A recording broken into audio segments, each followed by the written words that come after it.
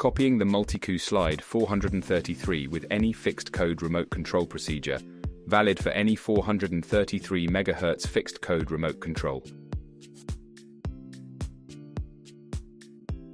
Step 1.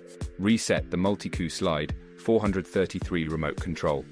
Simultaneously, press button 1 and 2 on the Multikoo Slide until the LED flashes. While holding down button 1, press button 2 3 times. Release the Multikoo Slide keys. The remote control is ready to copy. Step 2. Copying a fixed code remote control.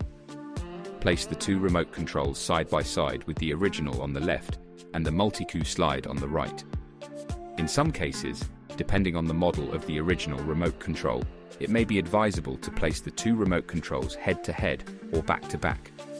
Press and hold down the first button on the original remote control, then press the first button on the Multikoo Slide 433. Keep both buttons pressed until the Multikoo LED flashes. To copy other keys of the same remote control or of another one always at 433 MHz, repeat the same procedure. The Multikoo Slide 433 is now a copy of the original and is already ready to run.